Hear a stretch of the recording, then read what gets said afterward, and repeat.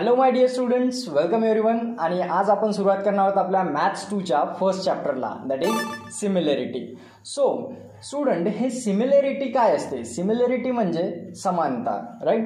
जसं की या चॅप्टरच्या सुरुवातीलाच तुम्हाला बुकमध्ये एक फर्स्ट पॉईंट दिलेला आहे. त्यामध्ये आपण शिकणार आहोत ratio of area of similar triangle.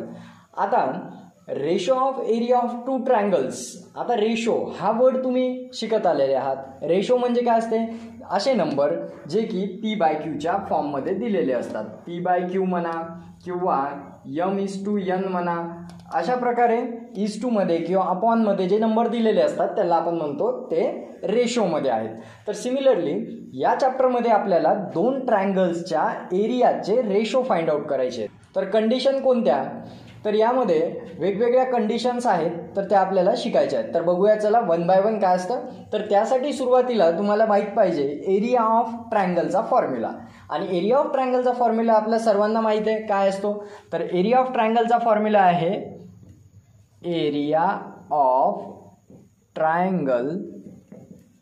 जर आपण कुठलाही ट्रायंगल जर घेतला तर त्याचा फॉर्म्युला असतो एरियाचा 1/2 multiply by base into height, right?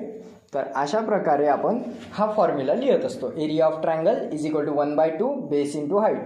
आता जर आपल्याला हे दोन ट्रायंगल्स दिलेले आहेत, या दोघांचा आपल्याला रेशो काढायचा आहे. तर बघा आता ratio of area of two triangle कसा लिहायचा? तर सिम्पली आपण काय करणार, या पहिल्या ट्रायंगलचा एरिया आणि दुसऱ्या ट्रायंगलचा एरिया या दोघांच्या एरियाचे रेशो घेणार.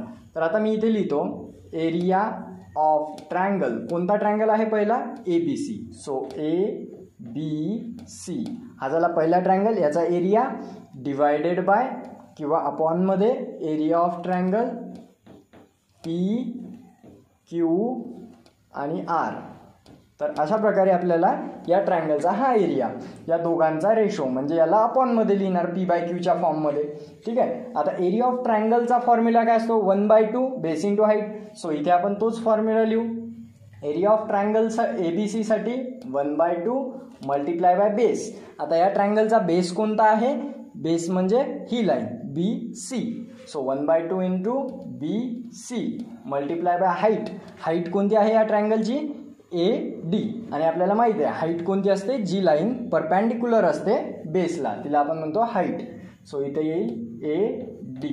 अशा प्रकारे आपल्याला एरिया ऑफ ट्रायंगल ABC मिळाला आहे. आता एरिया ऑफ ट्रायंगल PQR, याचे जे बेस आहे ती आहे QR. So 1/2 multiply bye QR multiply by height कोणती आहे? PS, right? सो इथे मी लिहितो PS. सिम्पल आहे.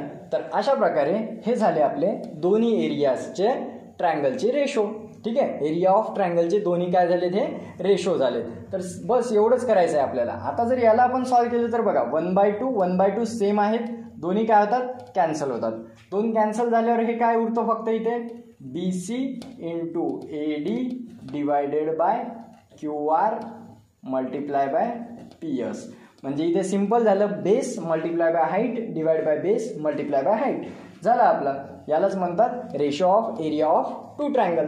आता जर या दोन ट्रायंगलमध्ये आता एक एक कंडिशन बघू. पहिली कंडिशन जी आहे यामध्ये, जर दोन्हीचा जर का बेस सेम असेल, सपोज याची जर का लेंथ B आहे आणि याची पण B आहे, याची हाईट आहे H1, याची हाईट आहे H2, तर मग काय होईल? तर बघा आता कंडिशन 1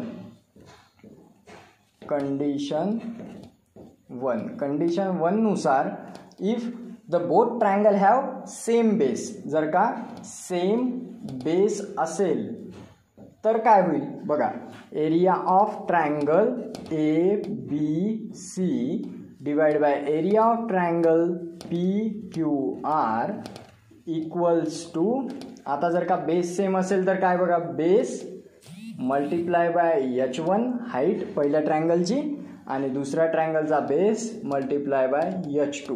बघा जर का बेस सेम आहे 1/2 तर ते तसेही कॅन्सल होणार, म्हणून मी लिहिले नव्हते. 1/2 कॅन्सल.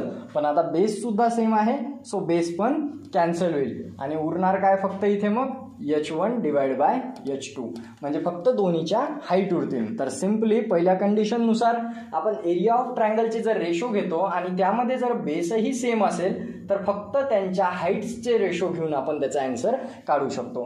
म्हणजे इवन आपल्याला जर का हाईटच्या व्हॅल्यूज दिलेल्या असतील तर आपण डायरेक्ट त्या व्हॅल्यूज पुट करायच्या आणि त्यानुसार आपण एरिया ऑफ ट्रायंगल ABC आणि एरिया ऑफ ट्रायंगल PQR जे पण आपल्याला दिलेले असतील त्या ट्रायंगलच्या एरियाचे रेशो काढू शकतो. त्यानंतर बघा आता ही कंडिशन 1 होती. आता इथे मी काय करतो, कंडिशन 2 घेतो. ठीक आहे.